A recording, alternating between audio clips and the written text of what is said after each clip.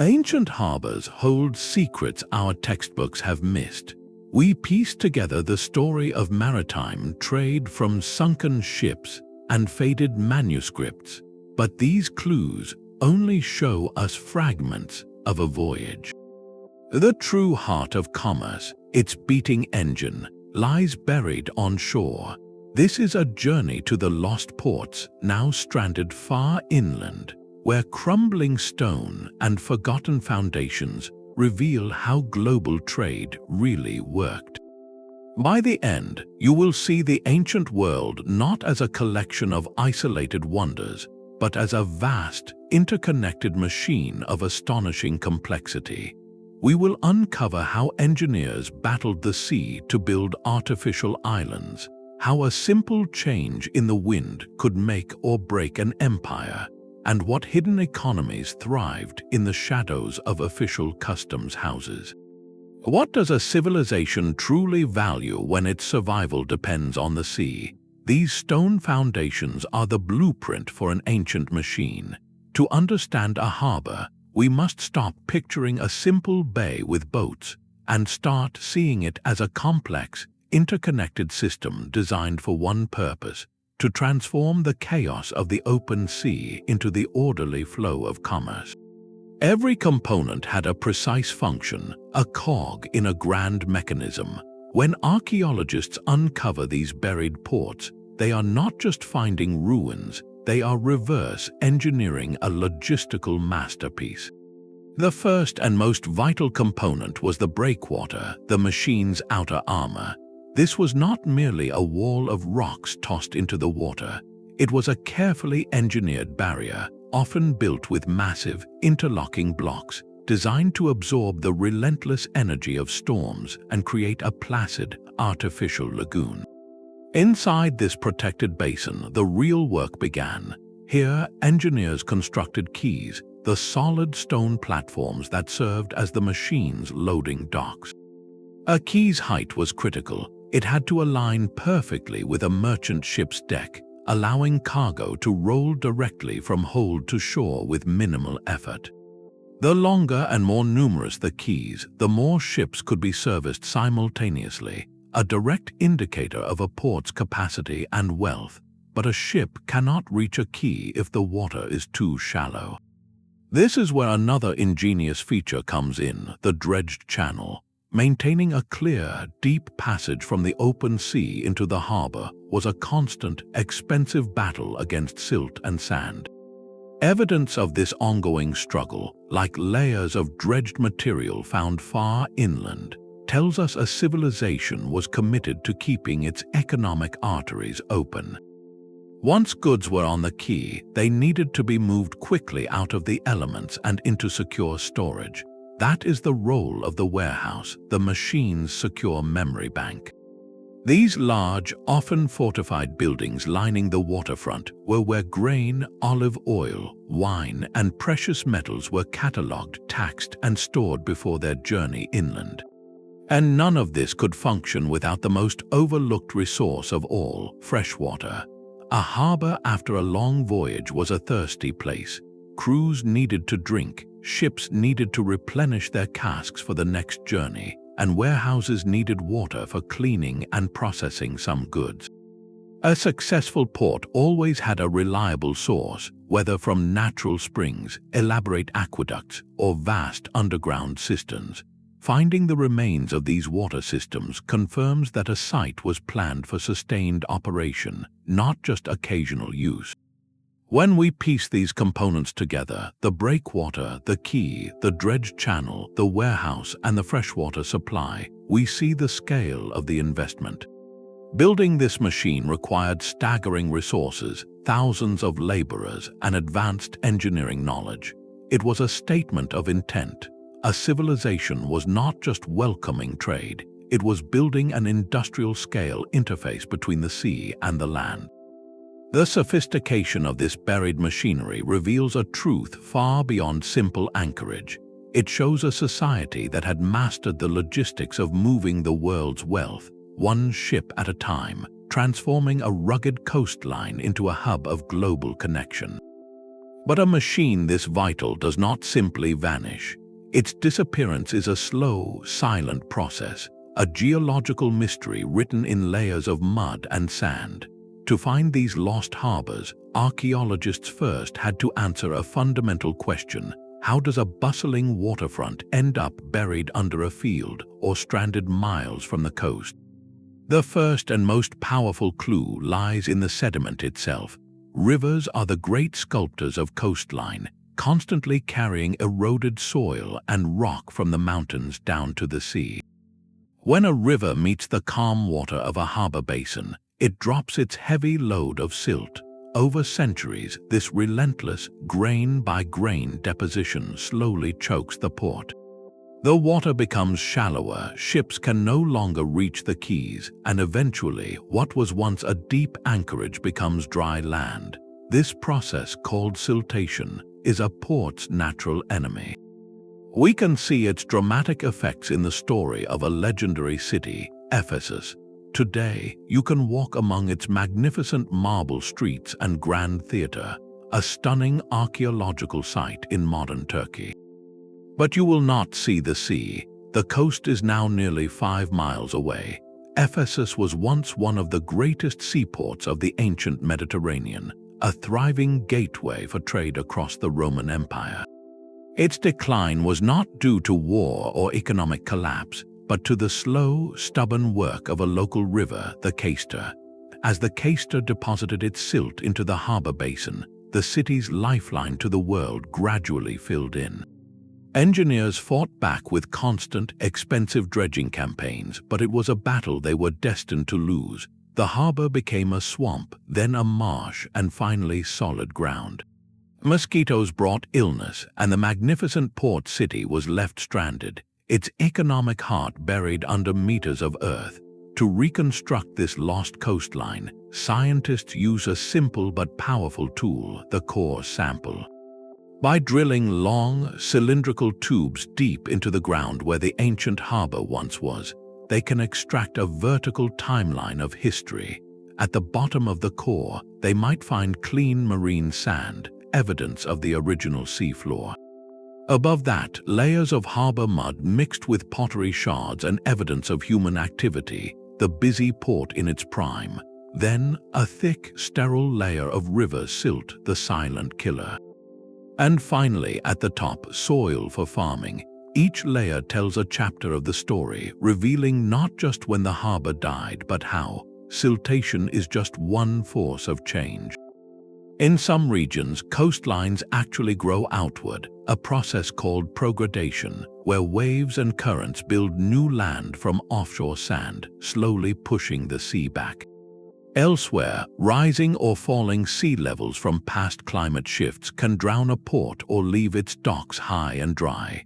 By reading these geological clues, we can begin to map the ghostly outlines of vanished harbors, not where the coast is today, but where it was when civilizations staked their fortunes on the tide. The silent encroachment of silt demanded an answer, a declaration of human ingenuity against the relentless sea.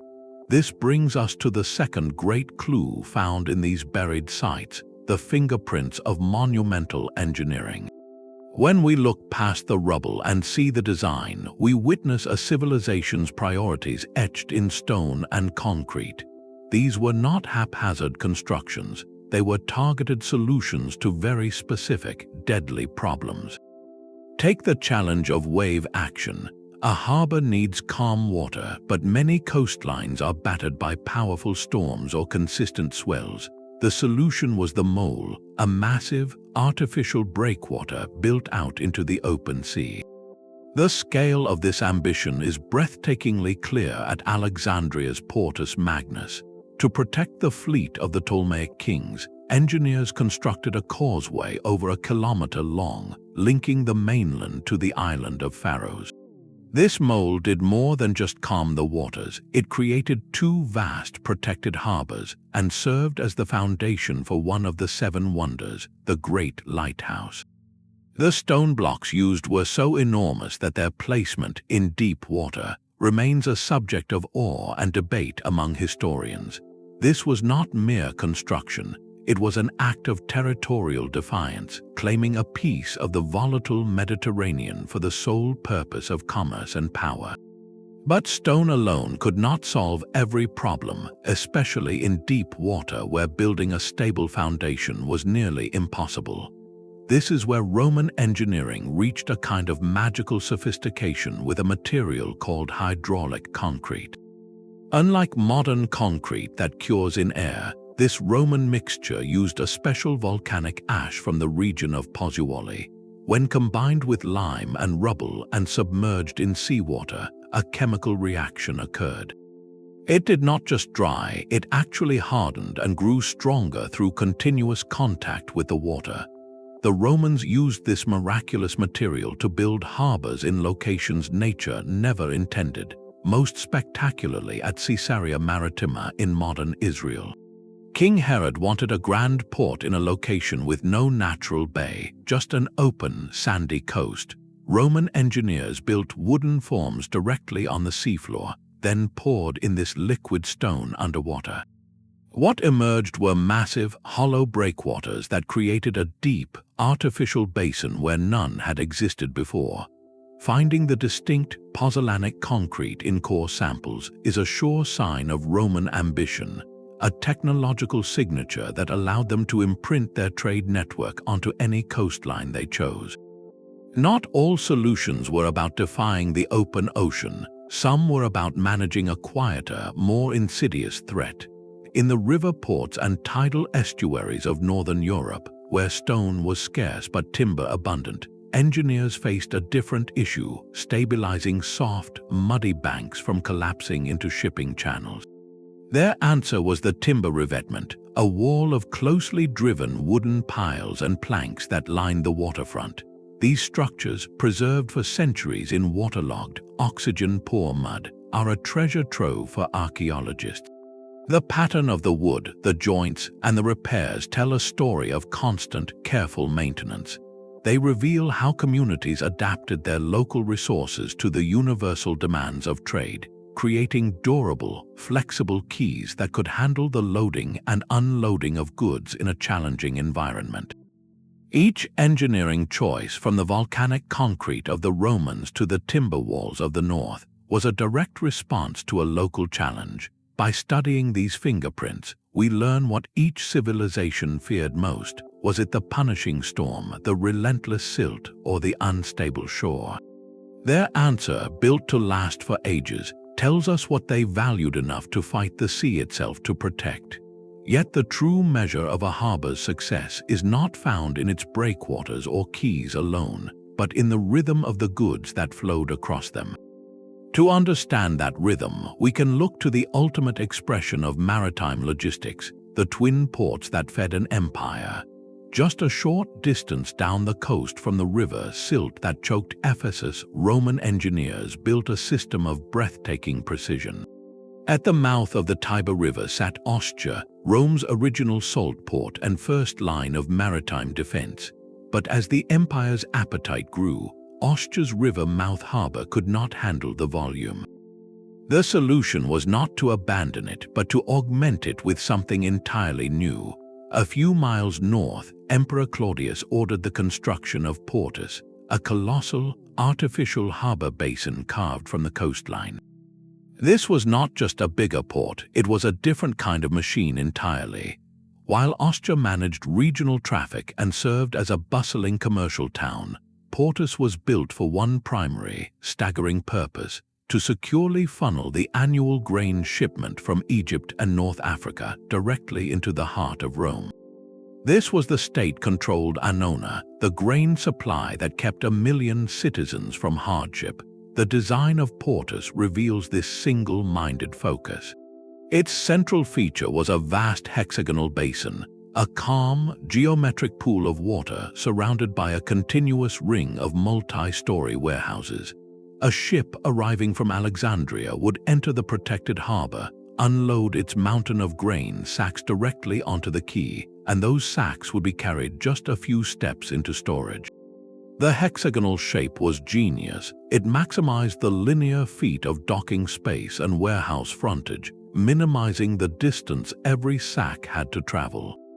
From these warehouses, the grain was transferred onto smaller river barges, which then traveled down a specially built canal, the Fossa Traiana, to the Tiber River and upstream to Rome's own granaries. This was a seamless, integrated pipeline. Ostia and Portus were not rivals, they were partners in a choreographed dance of transshipment, where bulky sea-going cargo was systematically broken down into smaller units for the final river journey. The archaeology here is a lesson in controlled flow.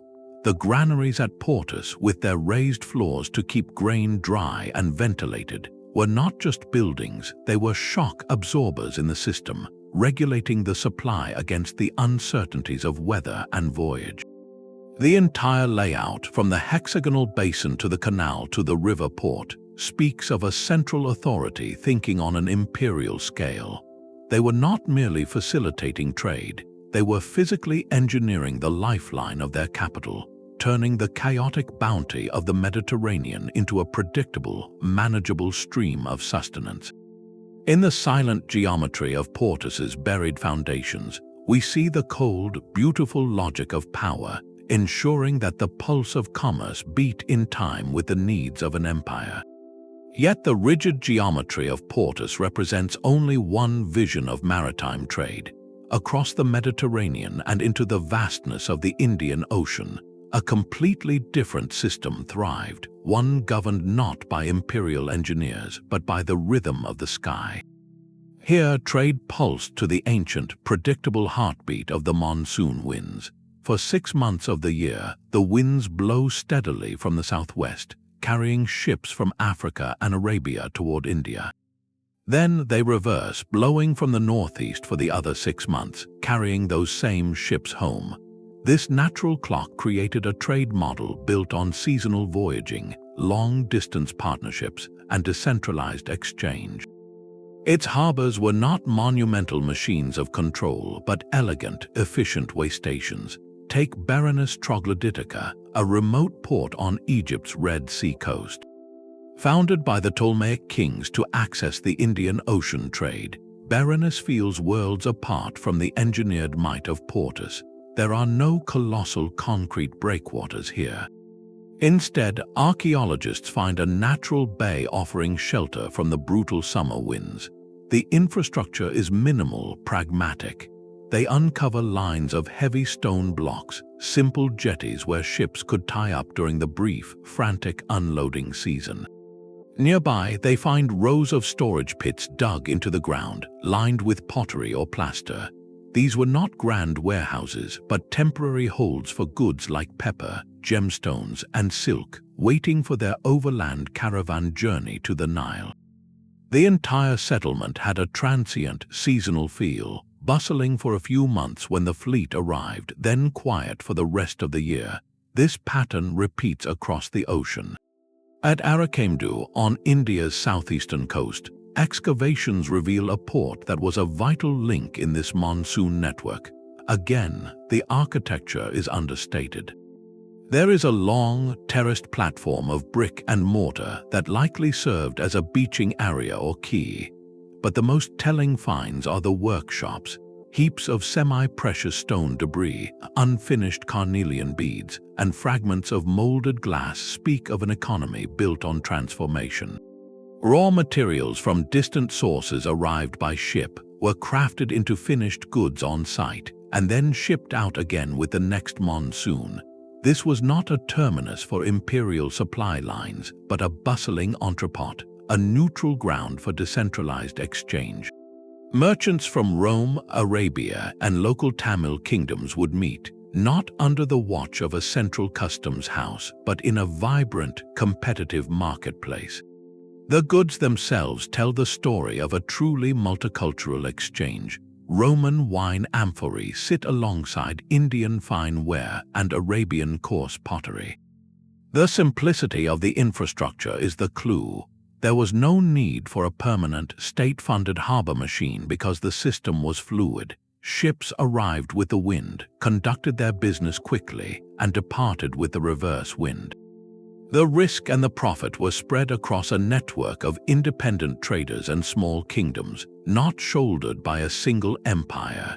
In these seasonal ports, the power lay not in controlling the point of arrival, but in mastering the timing of the journey and the art of the deal. The monsoon winds created a clockwork ocean, and the people who traded upon it built a world of connection that was, in its own way, as complex and far-reaching as any empire's engineered pipeline. While some ports vanished under fields of silt, others met a more dramatic fate, swallowed whole by the sea itself. This is the opposite side of the coastal story, where rising waters or sudden geological shifts drowned entire harbors, preserving them in a watery time capsule. Among these, one site stands apart for its breathtaking age and clarity, the sunken town of Pavlopetri, off the coast of southern Greece. Here, resting in just a few meters of crystal-clear water, lies a complete Bronze Age settlement, its layout frozen in time for over 5,000 years. Unlike the ruined fragments of land-based sites, Pavlopetri offers a pristine, almost hauntingly complete snapshot of daily life in a world oriented entirely toward the sea. Archaeologists mapping the site can still trace the original street grid, a network of narrow lanes dividing the town into neat blocks. The foundations of buildings remain, their rooms and courtyards clearly defined. Most telling of all are the structures built right to the ancient water's edge, including a series of cairn tombs, simple stone memorials for community members, placed where the land met the sea. This placement is a profound clue. It tells us the community saw the shoreline not as a boundary, but as the center of their world, a sacred space where life, commerce, and remembrance were intertwined with the tides. The preservation is so delicate that researchers have found pottery still in place on floors, as if the inhabitants had just stepped away. This is not a harbor added to a town. This is a town that grew from its harbor, its entire identity and economy shaped by the safe anchorage its bay provided. Pavlopetri's silent streets, now visited by fish instead of merchants, force us to reconsider the scale of ancient maritime networks. This was not a major imperial port, but a small, thriving node in a much older web of Aegean trade, a place where local farmers, fishermen, and craftspeople connected to a wider world of exchange. Its submergence, likely due to a combination of gradual sea level rise and seismic activity, captured a moment in amber. We see a community's entire relationship with the coast, from where they lived and worked to where they honored those who passed, all organized around the gentle lap of waves against a stone quay that has not felt a footstep for millennia.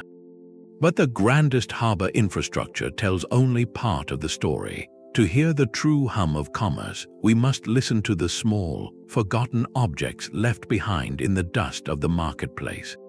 Among the crumbled warehouses and faded quays, archaeologists sift through a quieter kind of evidence, the personal tools of trade that made trust possible across languages and empires. A merchant from Rome, a captain from Arabia, and a trader from India did not need to share a tongue, but they absolutely had to agree on the weight of a sack of grain or the length of a bolt of silk. This is where we find the most intimate machinery of the ancient economy, standardized weights. These small, often beautifully carved stone or metal pieces, marked with official symbols, are frequently uncovered in harbor districts. They were the universal translators of value. A set of bronze weights from a port like Ostia, each meticulously calibrated to a known standard, meant that a merchant could be confident he was receiving the amount of olive oil he paid for, whether the seller was from Carthage or Alexandria. The presence of these official weights points directly to a regulated market, a place where authorities guaranteed fairness to encourage trade and attract foreign merchants. It was a system built on the fragile necessity of trust, and that trust was literally weighed in the balance. Yet weight was just the beginning of the transaction. Once value was agreed upon, it had to be settled. This is where the metallic echo of distant mints comes into play. In the soil of a Mediterranean port, it is common to find a jumble of coins, a numismatic map of the ancient world. A single handful might contain a silver drachm from Athens, a bronze coin struck in the name of a Roman emperor, and a copper piece from a Phoenician city-state. This monetary soup is not chaos, it is evidence of a sophisticated financial ecosystem. Ports functioned as currency exchange hubs, where sailors and merchants converted their foreign coins into local currency or accepted a variety of tender for their goods. The prevalence of coinage from distant mints tells us that trade was monetized and complex, moving beyond simple barter into a realm of negotiated price and stored value. It made transactions faster and enabled merchants to deal in abstract concepts like credit and profit. But some of the most evocative small finds are not coins at all, but simple lead seals. These are the ancient equivalent of a shipping label and a customs tag combined. When a bale of cloth, a sack of wool, or a shipment of pottery was prepared for export, a cord was tied around it, and the ends were pressed into a lump of molten lead. A seal with an official mark, a merchant symbol, or a city's emblem was then stamped into the soft metal. This tiny piece of lead served multiple crucial roles. It secured the package against tampering, it certified the quality or quantity of the contents, and it identified the owner or the point of origin. Finding a lead seal from, say, a North African pottery workshop in the ruins of a London wharf does not just tell us that African pottery reached Britain. It maps a specific link in a supply chain, a moment of packaging and certification at the source, for a journey that ended over 1,000 miles away. These seals were the paperwork of the ancient world, turning anonymous cargo into tracked commodities. Together, these small finds, the weights, the coins, the seals, paint a picture of a harbor as a nexus of verification and exchange. They reveal the daily rituals that underpin the grand flow of goods, the handshakes and calculations that happened in the shadow of the great granaries and warehouses. In these objects, we see the practical minds of merchants and harbor masters, building a system of commerce so reliable that it could connect continents, one weighed measure and one sealed bale at a time. The silent stones and sunken streets hold another story, one written not in grand designs but in the calloused hands of the forgotten. For every ton of hydraulic concrete poured or every mile of channel dredged, there was a human cost, a vast and varied workforce that powered the ancient world's greatest economic engines. Who were the people who built these harbors and kept them running day after day? The evidence is subtle, etched in fragments of daily life. At the colossal port of Portus, for instance, archaeologists have uncovered the remains of large, barracks-like buildings near the docks. These were not homes for wealthy merchants, but functional dormitories, their floors worn smooth by countless footsteps. Inscriptions and administrative records sometimes name the men who lived here, often imperial slaves or soldiers seconded to the Portus service.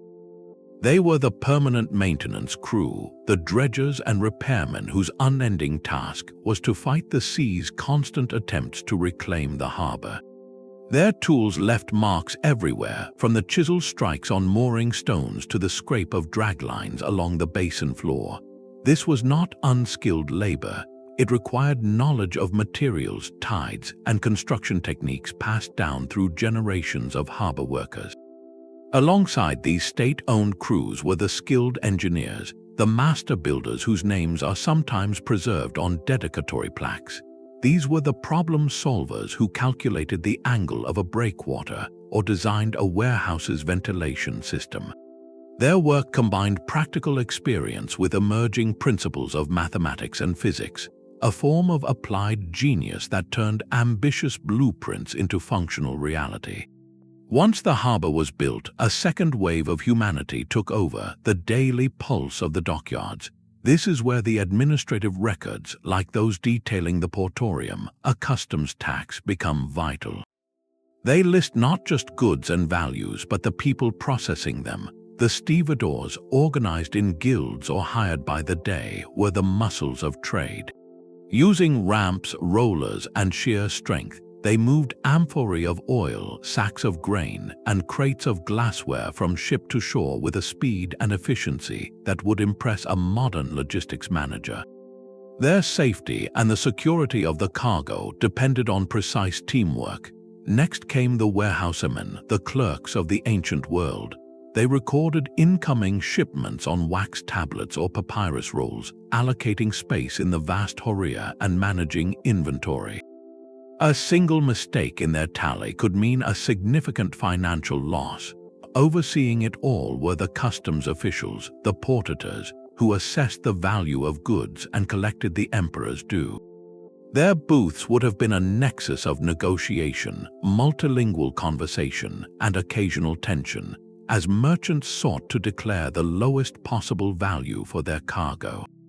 This entire ecosystem, from the enslaved dredger to the guild stevedore to the imperial tax collector, was bound by a shared purpose to keep the lifeblood of commerce flowing. They worked in the noise and smell of tar, sweat, and salt water, their lives dictated by the arrival of sails on the horizon. To walk the ruins of a great harbor is to walk through their workplace, a space shaped as much by human routine as by engineering ambition. Their collective effort, often anonymous and always essential, was the true engine that turned a sheltered bay into a gateway to the world. The official ledgers and stamped seals tell one story, but the silent whispers of the docks often tell another.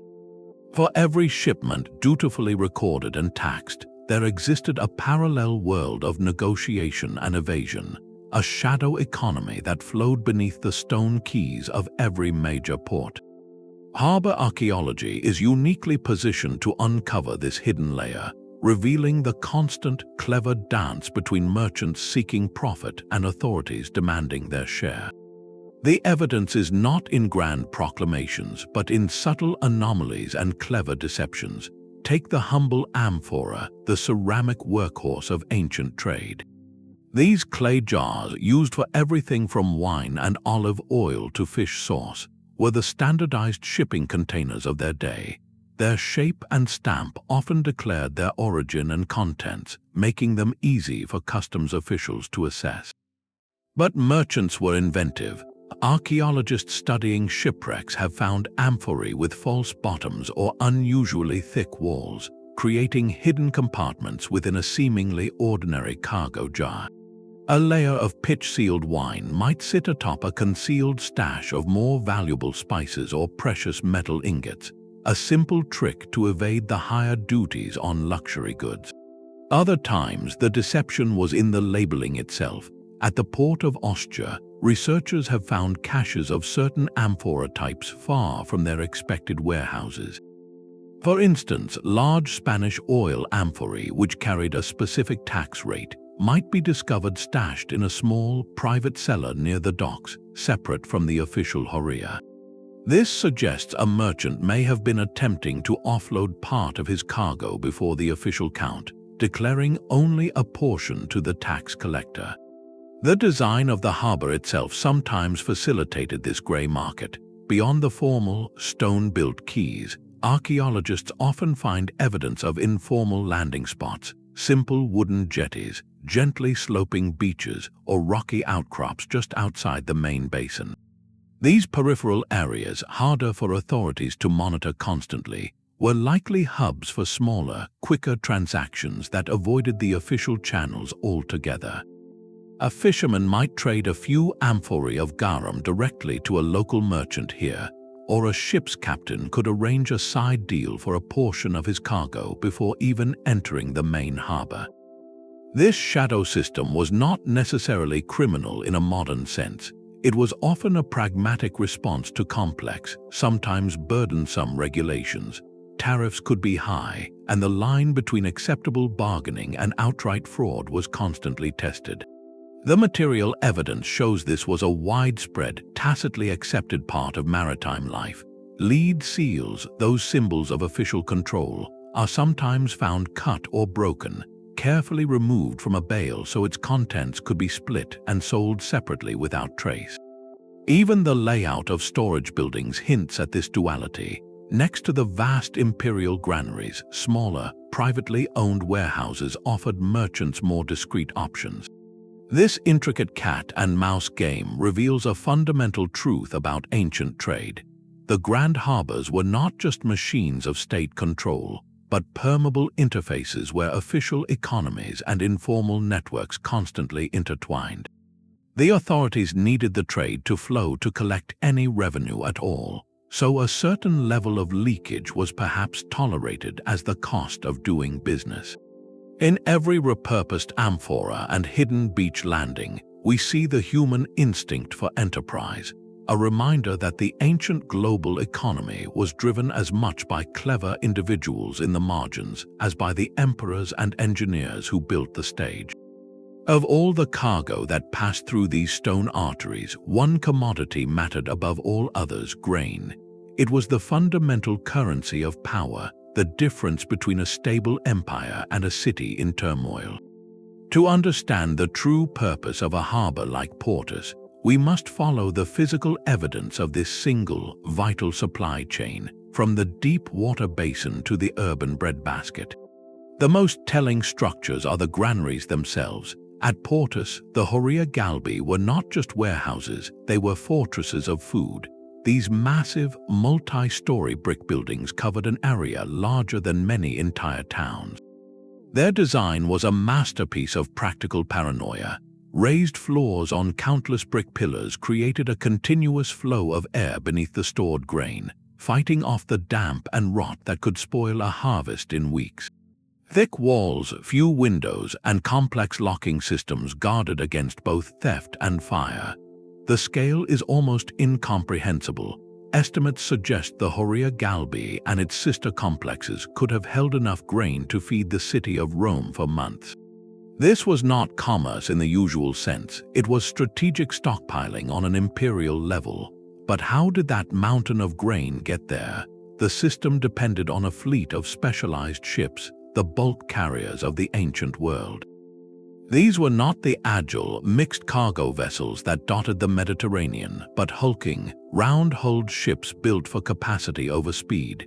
Shipwrecks like the Madrague de Jeans off France, which carried thousands of amphorae, hint at the scale, but grain was shipped differently, often loose in the hold or in massive sacks.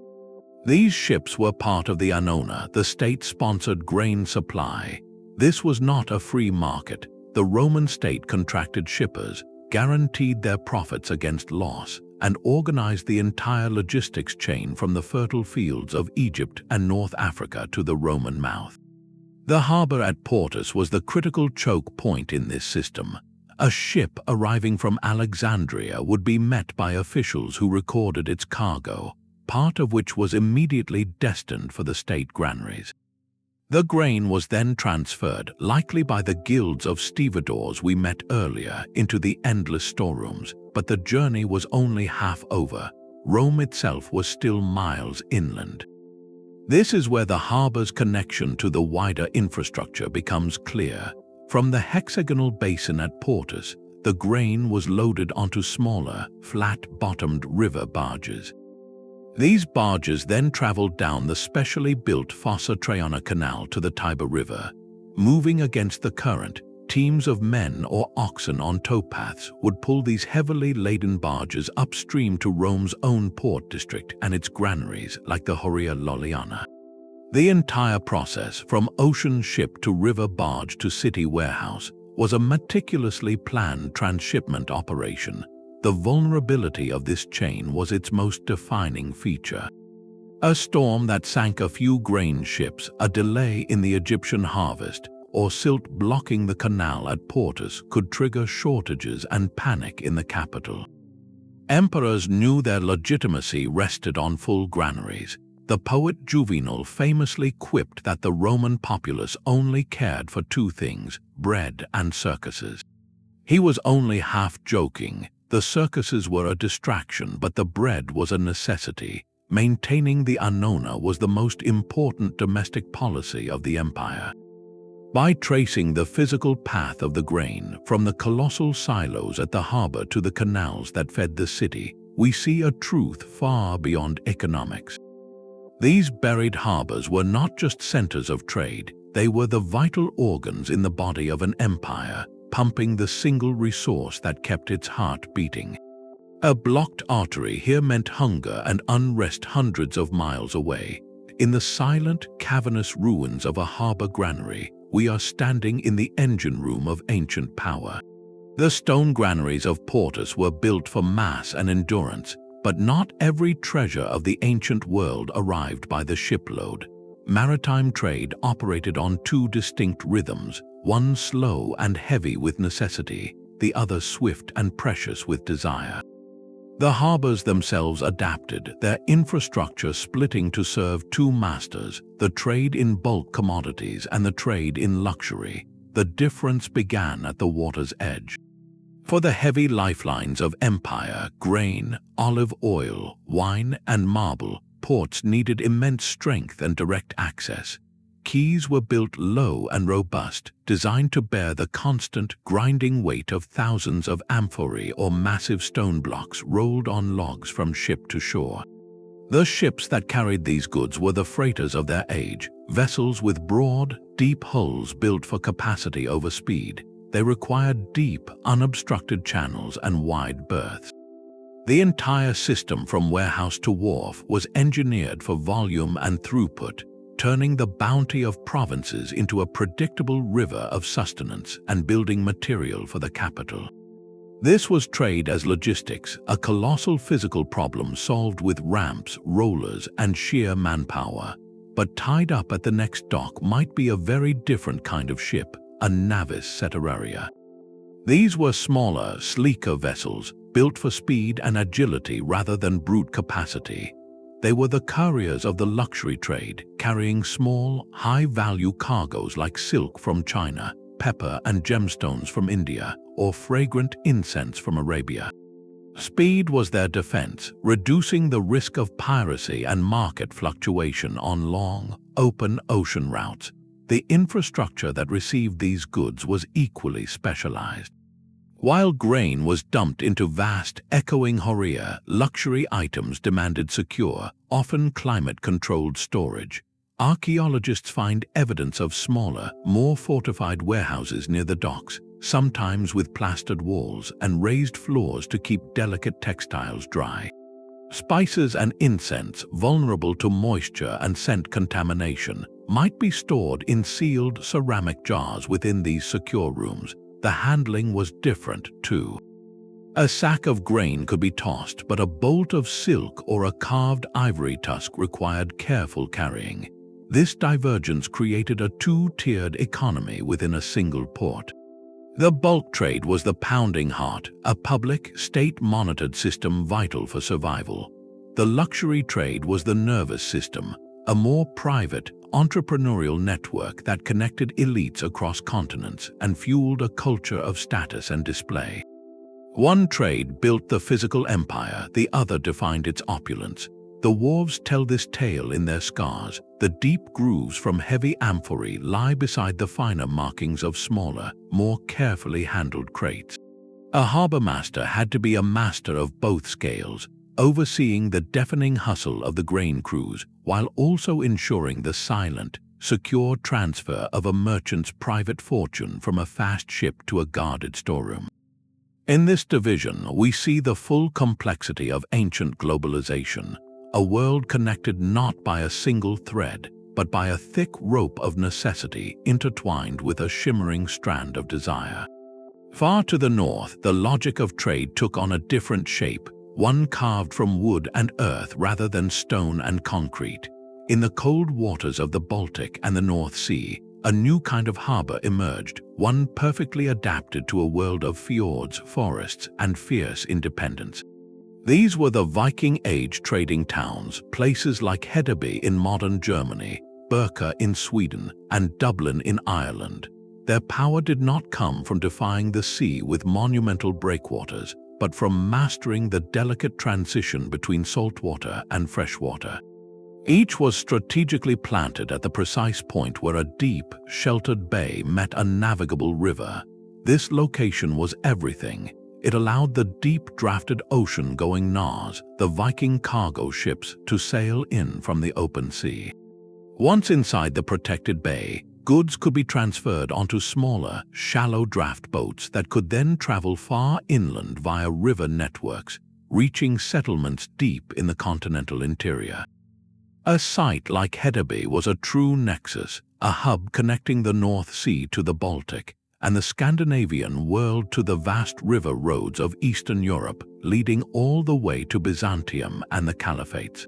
The towns themselves were often defined by a distinctive, semi-circular rampart of earth and timber that curved from the riverbank back to the water, creating a fortified peninsula.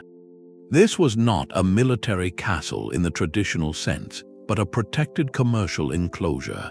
Inside that rampart was a hive of specialized activity utterly different from the imperial ports of the Mediterranean. Excavations revealed dense clusters of workshops right alongside the wharves. At Burka, archaeologists find the remains of bronze casting pits, the debris from bead-making, and the tools of blacksmiths and comb makers. This tells a crucial story. These were not just ports that received finished goods, they were industrial centers that transformed raw materials. Amber from the Baltic coast might arrive as rough lumps and leave as finely polished beads. Antlers from local deer were carved into intricate combs. Iron was worked into tools and weapons. The harbor was the factory floor. Trade here was intimately tied to craft production, adding value on the spot and creating unique goods for export. The rhythm of life in these towns was also distinct, often pulsing with the seasons. While some, like Dublin, grew into permanent cities, many sites show evidence of seasonal fairs. Historical sources describe merchants and traders gathering at specific times of the year, when the sailing conditions were favorable and people from surrounding regions could travel to meet. These would have been vibrant, temporary markets, a time for exchanging not only goods from afar but also local produce, furs, and slaves. The social and legal structures were built for this fluid, network-based trade. At a place like Hedeby, we find evidence of standardized weights, much like in the Mediterranean, but also of simpler lead weights used for everyday barter. The law codes that governed these towns, like the Bjarki laws, were focused on resolving disputes between merchants of different backgrounds, protecting property, and ensuring fair measure. It was a system designed for mobility and negotiation, not centralized control. The entire model was enabled by the Viking ship itself, a masterpiece of flexible design. The same shallow draft, clinker-built vessel that could raid up a narrow river in spring could be loaded with furs and walrus ivory for a trading voyage in summer. This maritime adaptability meant their trading sites could be established almost anywhere there was a beach and a river mouth, from the Volga to the Seine. In these northern harbors, we see a trade system that was decentralized, entrepreneurial, and deeply integrated with local production. It was a web of connections, not a pipeline to a capital. The power lay in the network itself, in the ability to move freely between the sea road and the river highway, turning the waterways of Europe into a sprawling marketplace. This decentralized web of northern trade finds a stunning parallel on the opposite side of the world, along the sun-drenched shores of East Africa. Here, the Swahili coast presents a harbor story written not in timber or imperial concrete, but in living coral. Cities like Kilwa Kisiwani and Songo Mnara were not ports added to towns. They were stone towns grown from the sea itself, their entire existence a dialogue between the African interior and the vast Indian Ocean. Their first line of defense was a gift from nature, the fringing coral reef. These natural barriers, running parallel to the coast, calmed the powerful swells of the open ocean, creating a sheltered channel where even the largest dhows could sail safely to anchorage. Instead of fighting the sea with colossal engineering, Swahili builders worked with it, using the reef as a natural breakwater. But upon this natural foundation, they constructed an architecture of breathtaking ambition that announced their place in the world. The most striking feature of these stone towns was their waterfront, dominated not by fortifications but by commerce and faith. Towering above the shore were immense, multi-story warehouses built from precisely cut coral blocks. Coral was the perfect local material, quarried from the reef itself and hardening in the air into a stone-like durability. These warehouses, with their thick walls and limited openings, were designed for security and climate control, safeguarding the wealth of the coast, ivory, gold, timber, and ambergris awaiting export, and the incoming treasures of the monsoon trade, Chinese porcelain, Indian glassware, and Persian silks. Right beside these commercial palaces stood the Grand Friday mosques, their prayer halls facing north toward Mecca, their intricately carved coral mihrabs illuminated by light filtering through rows of arches. This juxtaposition is the key to understanding Swahili society. To have the mosque and the warehouse share the same prime waterfront real estate was a profound statement. It declared that commercial success and pious identity were inseparable, two sides of the same coin. The soaring coral architecture was funded by trade, and that trade was conducted within a framework of Islamic law and cosmopolitan ethics that facilitated trust across cultures. The merchant elites who commissioned these buildings were the vital mediators in a global network. They spoke Swahili, a Bantu language enriched with Arabic vocabulary, and they dressed in fine cotton and silk, blending African and Islamic aesthetics. Their power came from their unique position, connected by kinship and faith to trading partners across the Indian Ocean, and by caravan routes to the gold fields and resource-rich interior of the continent. They were not conquerors imposing an imperial design, but cultural brokers who had built a sophisticated, urban civilization entirely through commercial and intellectual exchange. Walking through the ruins of Kilwa's great mosque and its adjacent palace complex, one feels the quiet confidence of this synthesis. The architecture does not shout of military might. It whispers of accumulated wealth, spiritual devotion, and a deep-seated belief in the power of connection. In these coral cities, the harbor was the town's heart, and every stone in its grand buildings told a story of a community that had turned a natural reef into a cradle of cosmopolitan culture. The coral cities of the Swahili coast thrived on open exchange, but on the other side of the Indian Ocean, another great empire perfected a different model. In Tang Dynasty China, the bustling port of Guangzhou, known to the world as Canton, became a masterpiece of controlled cosmopolitanism.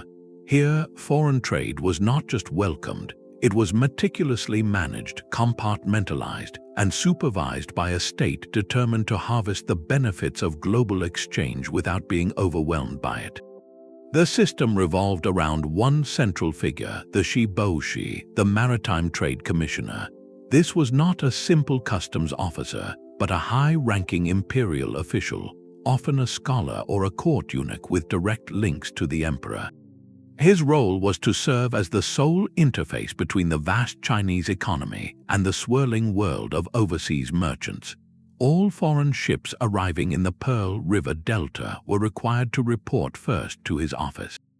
Their cargo was inspected, their manifests recorded, and a significant portion, often as much as 30%, was claimed as imperial tariff before any private sale could begin. This was trade as a tributary act, a ritualized exchange that reinforced the Celestial Empire's view of itself as the center of the civilized world. The commissioner's compound was the gate through which all wealth and wonder had to pass. But the most striking archaeological and historical evidence of this controlled system lies in the urban plan of Guangzhou itself. The city did not mix its foreign population into the general citizenry. Instead, it created designated residential quarters, walled enclaves where merchants from specific regions were required to live and conduct their business. Arabic and Persian sources from the period describe these quarters vividly. There was a distinct area for Arab and Persian traders, another for merchants from the Malay archipelago, and others for different ethnic and linguistic groups. These were not prisons but rather supervised communities. They had their own markets, their own warehouses, and even their own places of worship, like the famous Huisheng Mosque, whose minaret, the Lighthouse Mosque, still stands as one of the oldest Islamic monuments in China. This spatial separation served multiple purposes for the Tang state. It minimized cultural friction and potential conflict between different foreign groups and the local population. It allowed for easier surveillance and control by the commissioner's agents, and crucially, it funneled all commercial transactions through official channels, making tax collection efficient and preventing smuggling. The foreign merchants, for their part, often appreciated the security and order this system provided. Within their quarter, they could live under their own dietary laws, pray according to their faith, and be governed by their own headmen, who answered to the Chinese authorities. It was a pragmatic bargain, autonomy in exchange for compliance. The warehouses within these quarters were not the colossal granaries of Portus, but secure, state-managed storehouses called boshi. Goods that had paid the imperial tariff were stored here until they were purchased by licensed Chinese brokers, who alone could then distribute them into the interior. This created a two-step commercial buffer. The foreign merchant never sold directly to the Chinese public, only to the state-sanctioned broker. This gave the commissioner enormous power to regulate prices, control the flow of luxury items like spices and jewels, and prevent any foreigner from gaining undue economic influence. The artifacts unearthed in Guangzhou tell this story of regulated exchange. Hordes of Tang dynasty ceramics are found across the Indian Ocean world, but in Guangzhou itself, archaeologists find an equal abundance of foreign goods, from Persian cobalt blue used in porcelain glazes to intricate gold jewelry from Central Asia. Yet these items are concentrated in the historical zones of the foreign quarters and the commissioner's compound, a material footprint of a trade that was vibrant but channeled. The Tang model in Guangzhou reveals a sophisticated philosophy. It was an early form of economic zoning and specialized administration, a way to engage with the world while carefully curating the terms of that engagement. The empire wanted the silver, the aromatics, and the exotic novelties, but it was deeply cautious of foreign ideas and unrest. By building walls within its port, it sought to enjoy the fruit of the global tree without letting the roots disturb its own philosophical and social foundations. In the planned streets of ancient Guangzhou, we see a grand experiment in having it both ways, a thriving global hub operating under the watchful eye of a meticulously ordered state. Beyond the stone and timber, the very soil of a harbor holds a microscopic archive. Environmental archaeology listens to this silent record, using the smallest of clues to reconstruct the world as a sailor or merchant would have known it. One of the most powerful of these techniques is palynology, the study of ancient pollen grains. These tiny, nearly indestructible capsules are released by plants and can settle in the quiet mud at the bottom of a harbor basin, preserved for millennia. By taking core samples and analyzing the pollen trapped in each layer, scientists can read a changing botanical story. A sudden spike in olive pollen in sediment from a North African port, for instance, might not mean olive trees grew on the docks. Instead, it signals the massive, sustained unloading of olive oil amphorae, with pollen from the orchard still clinging to the ceramic containers. This allows researchers to trace not just the arrival of a commodity, but the scale and rhythm of its trade over centuries, watching as one region's signature crop waxes and wanes in the harbor mud of another. The pollen record becomes a ghostly ledger of agricultural exchange, written in the dust of a million flowers. But ships did not arrive empty. To provide stability on long ocean voyages, vessels carried ballast, heavy material packed low in the hull. When they reached port and took on new cargo, this ballast was dumped. Often, it was simple soil or stones from the ship's point of origin. Mixed into that soil were seeds, the accidental stowaways of global trade. In the ballast piles of Roman London, archaeologists have found seeds from Mediterranean plants like coriander and celery. In the Viking port of Hedeby, seeds from plants native to the Rhineland tell of voyages up the great rivers of Europe. These botanical hitchhikers are evidence of ecological exchange long before the term existed.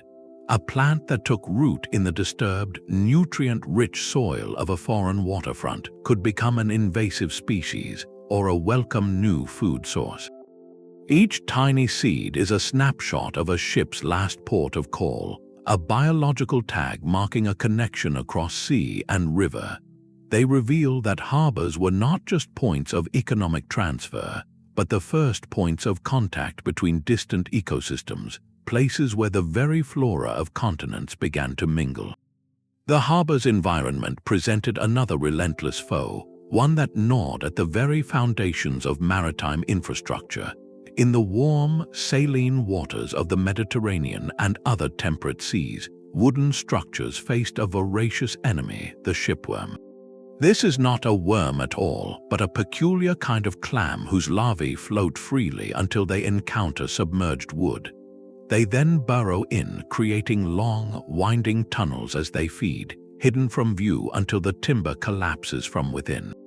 For harbor masters, the Teredo Navales was a silent disaster. A perfectly sound-looking pier or ship hull could be utterly hollowed out, its strength gone. The evidence of this eternal battle is etched into recovered timbers from ancient ports. Archaeologists find wood riddled with intricate, labyrinthine tunnels, sometimes filled with a calcareous lining the creature secretes. Finding this damage tells a vivid story beyond simple decay. It confirms the structure was in constant contact with warm, salty water, and it speaks to the staggering cost of maintenance. Replacing worm-eaten pilings was a constant, expensive drain on a port's resources, a tax imposed by nature itself. The search for solutions drove innovation, from sheathing wood in lead to the Roman development of hydraulic concrete, a material the shipworm could not digest. In the scarred surface of an ancient timber, we see the tangible reason why some civilizations moved from wood to stone, a direct response to a biological threat that could quite literally eat their prosperity from the inside out.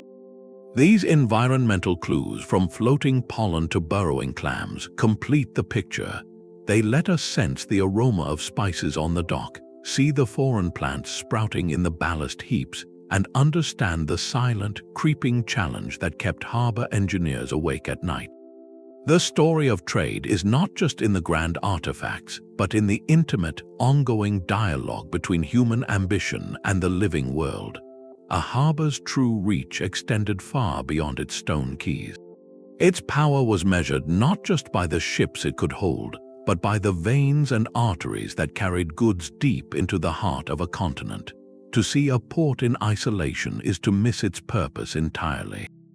It was a single, vital node in a vast, interconnected transport web, a place where the sea road ended and the land journey began. The silent infrastructure that linked a dock to its distant markets tells us what a civilization was truly trading in and how far its economic shadow fell. The most direct of these links were the roads. A great port was always the terminus of a major highway. From the hexagonal basin of Portus, a network of paved Roman roads fanned out like spokes from a wheel. The Via Portuensis ran straight to Rome, a heavily trafficked artery for the barge's cargo now transferred to carts. But other roads stretched north, south, and east, connecting the port to regional markets, military garrisons, and agricultural estates. The wear on these roads, visible in deep ruts carved by countless cartwheels, maps the intensity of traffic. Goods unloaded at the harbor did not just go to the capital, they dispersed, feeding a complex inland economy.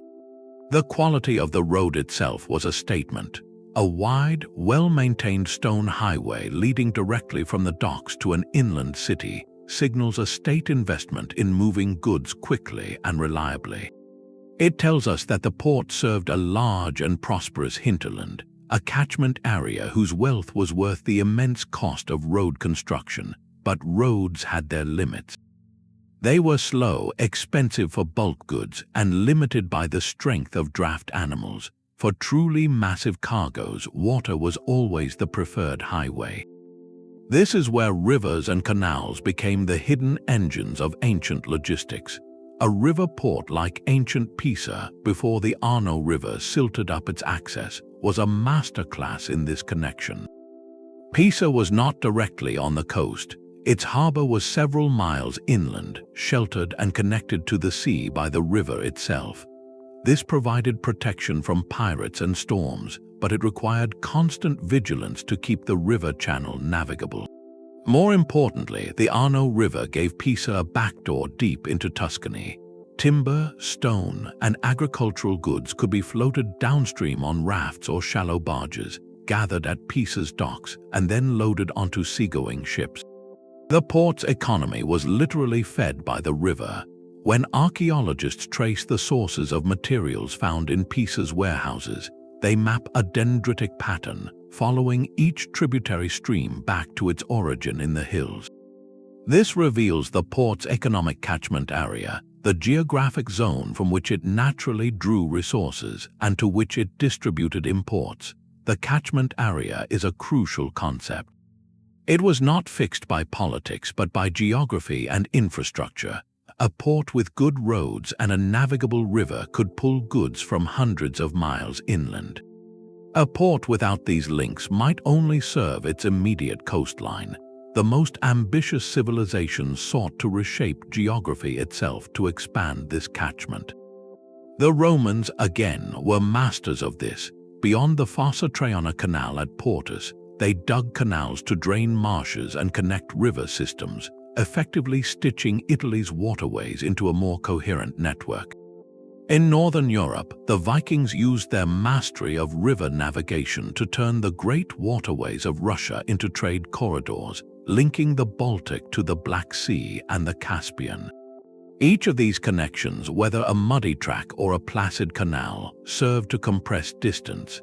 They reduced the cost and time of moving goods from producer to consumer, which is the fundamental alchemy of all trade. By studying the wear patterns on a road leading from a port or the design of a barge unearthed from a riverbank, we shift our perspective. We stop seeing the harbor as a destination and start seeing it as a dynamic pump in a circulatory system. The goods flowing across its docks were the lifeblood, and the roads, rivers, and canals were the vessels that carried that vitality to every corner of the ancient world. The silence of a buried wharf, then, is an illusion.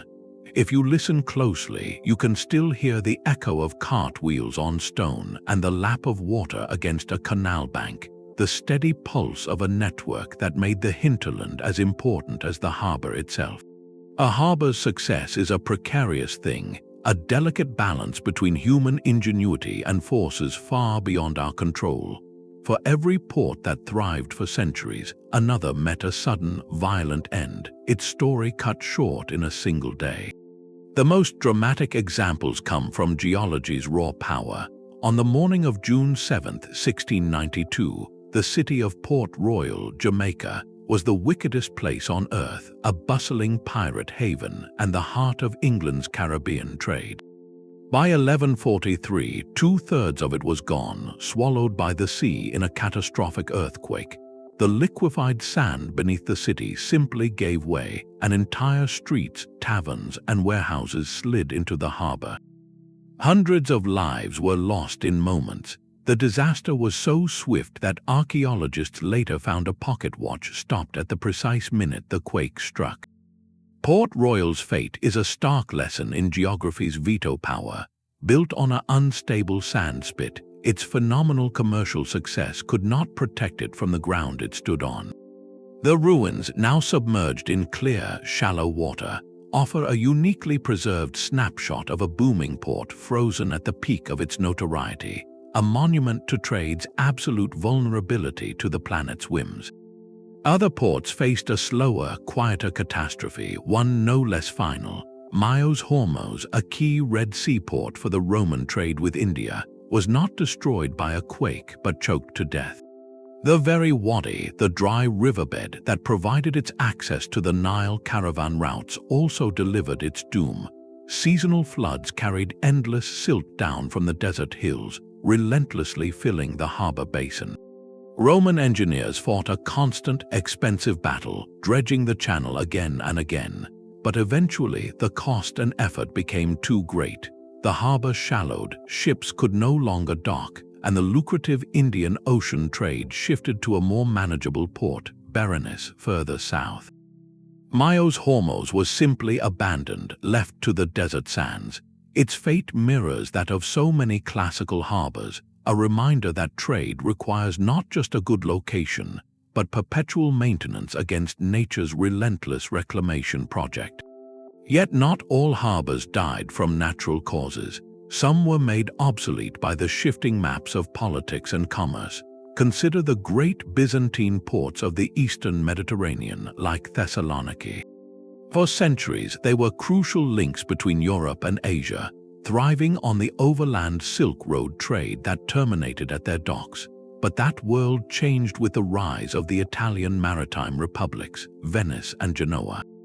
Through a combination of naval power, savvy diplomacy, and aggressive business acumen, these city-states established direct sea routes to the Levant, bypassing the Byzantine middlemen altogether. They secured exclusive trading privileges in ports like Acre and Tyre, creating a new, faster maritime pipeline for spices and silks straight to the markets of Europe. Almost overnight, the Byzantine ports found themselves on a commercial sideline. Their geography had not changed, the sea was still at their doorstep, but the political and economic routes that gave them purpose had been redrawn. Their decline was not a dramatic collapse, but a gradual fading, a slow leak of relevance as the currents of global trade chose a new channel. This highlights a profound truth about these networks. Their existence depends on a fragile consensus. A harbor is only as vital as the routes that feed it, and those routes can be severed by a treaty, a war, or a competitor's better deal as surely as by an earthquake. The silent, silted ruins of a place like Myos Hormuz and the grand but diminished ports of the Byzantine coast tell the same story in different tempos. Geography gives a harbor its chance, but politics and human choice write its future. In their abandonment, we see the flip side of connection, isolation, a reminder that the global network is a living, changing web, and even the greatest nodes can be left behind when the pattern shifts. Political power could rewrite the map of trade with a single decree. The island of Delos, a rocky speck in the Aegean Sea, was transformed almost overnight from a sacred pilgrimage site into the busiest commercial crossroads of the ancient Mediterranean. In the year 166 before Common Era, Rome, having just defeated the Macedonian kingdom, made a calculated political decision. It declared Delos a free port, granting it complete exemption from harbor taxes. This was not an act of generosity, but a brilliant piece of economic warfare designed to undercut and drain the wealth of Rome's rival, the island of Rhodes, whose prosperity was built on its control of regional trade and its own harbor tariffs. The effect was immediate and explosive. Delos became a vortex sucking in merchants, goods, and capital from across the known world. The archaeological footprint of this boom is staggering.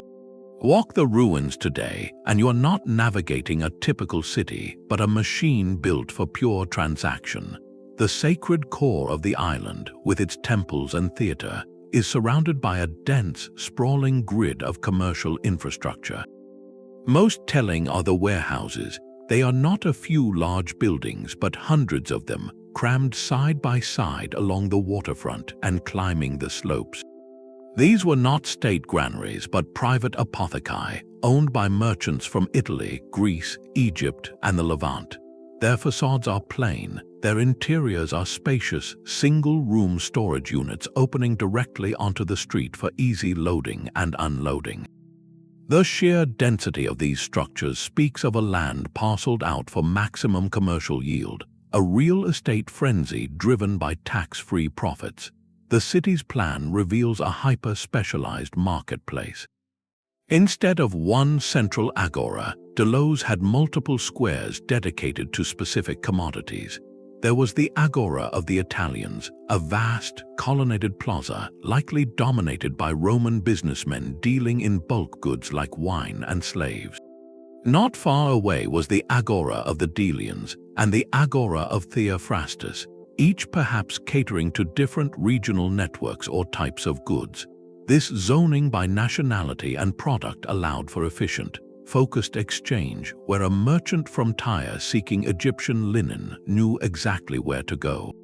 The most vivid evidence, however, comes not from stone but from words. Thousands of inscriptions have been recovered from Delos, etched into marble slabs that once lined buildings and public spaces.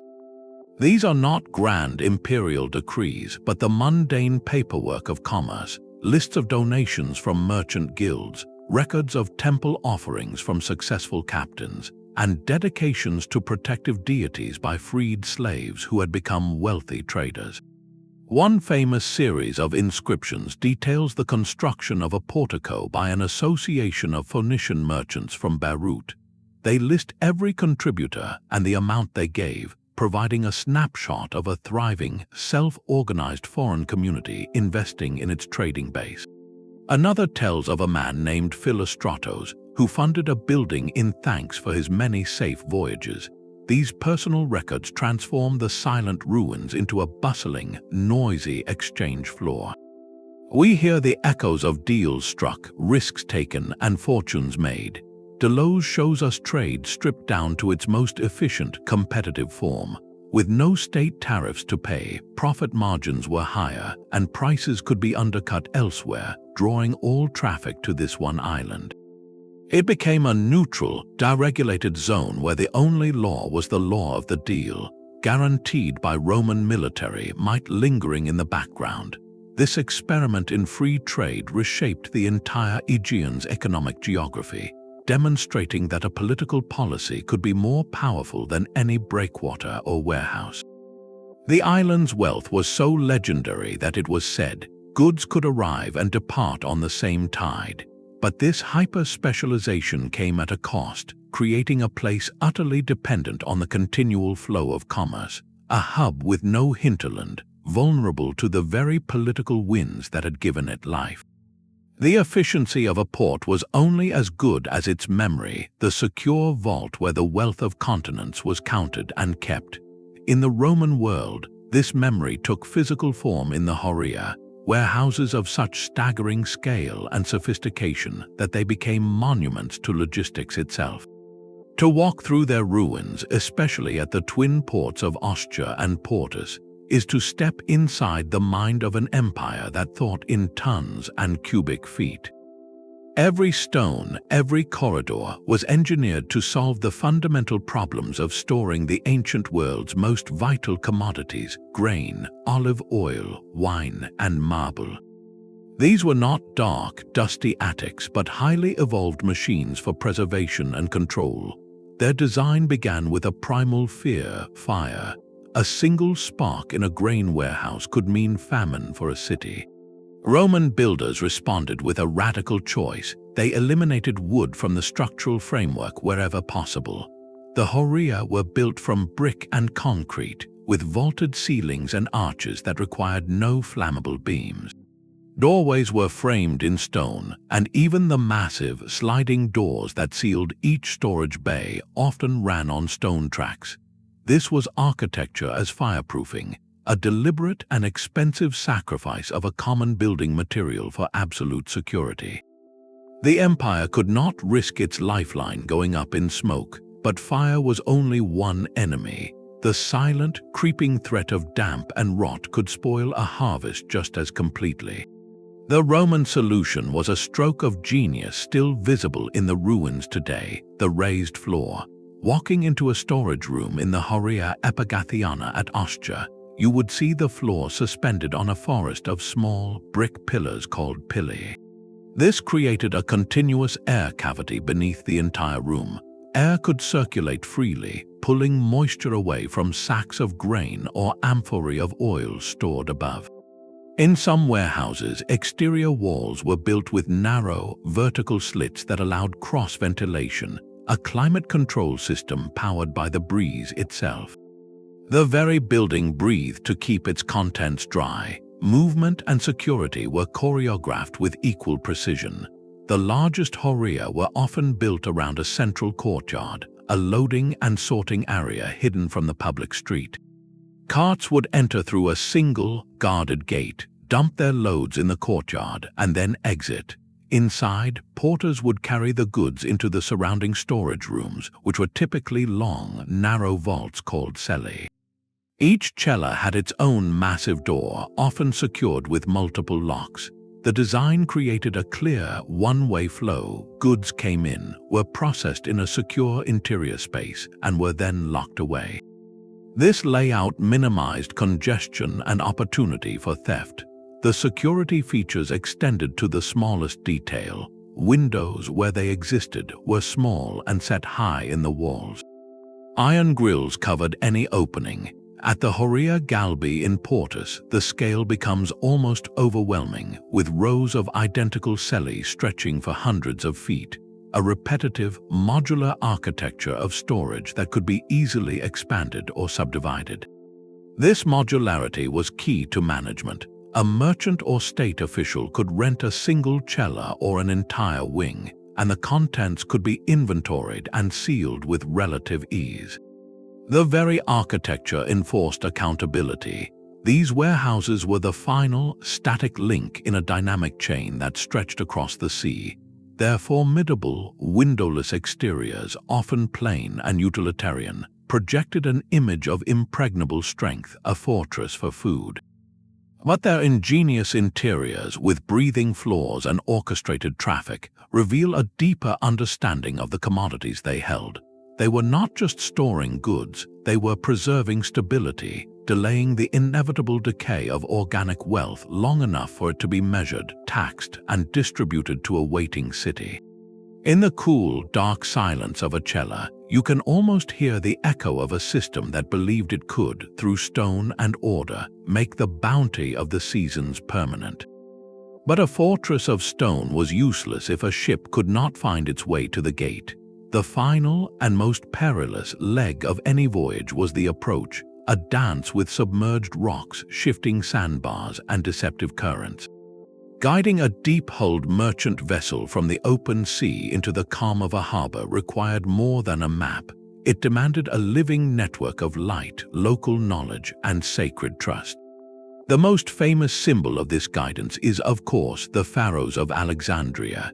Its towering form, crowned with a perpetual flame reflected by polished metal mirrors, was a technological marvel and a statement of Ptolemaic power. But its remains, now lying beneath the Mediterranean, tell only part of the story. For every monumental lighthouse, there were 100 simpler, more humble markers. Along the rugged coasts of Greece and Turkey, archaeologists find stone cairns, simple piles of rock built on high headlands. These were not just navigational aids for fishermen, but the ancient equivalent of channel buoys, signaling a clear line to a hidden harbor entrance or warning of a treacherous reef. In fog or darkness, their silhouette against the sky was a vital landmark. Other markers were spiritual. Temples and shrines were frequently built on promontories overlooking harbors. The sanctuary of Poseidon at Saunion in Greece, its white marble columns gleaming in the sun, served a dual purpose. It was both a place to give thanks for a safe passage and the first reassuring sight of home for an Athenian sailor rounding the Cape. The deity's favor was the ultimate insurance policy, and placing his house at the gate of the sea made divine protection a visible part of the landscape. This fusion of the practical and the sacred was everywhere. In many Roman ports, small chapels dedicated to Neptune or local nymphs stood right on the end of the main breakwater. A captain would make a final offering before attempting the tricky entrance, believing that human skill alone was not enough against the sea's whims. The most dynamic element of this guidance system, however, was entirely human: the pilot. Before the age of detailed charts, the final approach was entrusted to local experts who knew the water like the back of their hand. These pilots, often fishermen or retired captains, would row out in small, agile boats to meet incoming vessels. They possessed irreplaceable knowledge, the exact location of a sandbar that had shifted in the last storm, the peculiar current that ran strongest at the turn of the tide, the submerged rock that was only visible when the sun was at a certain angle. Their services were not optional, they were essential for any captain unfamiliar with the port. Iconographic evidence, like a famous mosaic from Ostia, shows these very scenes, a small pilot boat guiding a large merchantman through the narrow harbor mouth. The pilot's fee was part of the cost of doing business, a direct payment for local, intimate knowledge that no lighthouse could provide. This network of light, landmark, and local expert reveals a profound truth about ancient seafaring. Arrival was a communal effort. A successful port was not just a collection of buildings, but a brain trust of accumulated wisdom. The lighthouse keeper maintained the flame, the priests maintained the favor of the gods, and the pilots maintained a living map in their minds, passed from one generation to the next. Without this unseen web of guidance, the greatest harbor was just a silent bay, waiting for ships that might never dare the final, dangerous mile. These silent stones are not just ruins, they are fossilized economic engines. The physical layout of a harbor, from the width of its quays to the placement of its warehouses, forces us to revise every romantic notion of ancient trade. This was not a world of simple barter between adventurous merchants, but a cold, complex calculus of logistics, control, and human effort. The engineering speaks of staggering investment, the artifacts whisper of illicit dealing alongside official ledgers, and the very design of these spaces reveals a relentless drive to minimize risk and maximize profit. At the water's edge, we find the convergence of everything: state power enforcing tariffs, skilled labor moving mountains of goods, shadow economies operating in the margins, and vibrant cultural exchange happening in the spaces between transactions. This was globalization in its earliest, most tangible form, a system built on both connection and control. When we look at the modular warehouses of Portus or the seasonal markets of the Monsoon ports, we are seeing the direct ancestors of our own container terminals and just-in-time supply chains. The scale has changed, the speed is unimaginable, but the fundamental challenges remain the same: moving goods across vast distances, securing them, taxing them, and ensuring they reach the people who need or desire them. The buried harbor is a mirror, reflecting not just the past but the enduring architecture of our interconnected world. To stand on a forgotten quay is to stand at the original interface between local life and global force. If this journey has changed how you see the ancient world, that curiosity is the real treasure. The story continues in the pages of archaeologists and historians who dedicate their lives to reading these stone manuscripts. Their work, along with digital reconstructions and museum collections, allows us all to walk these lost docks and listen to the echoes of a tide that shaped history.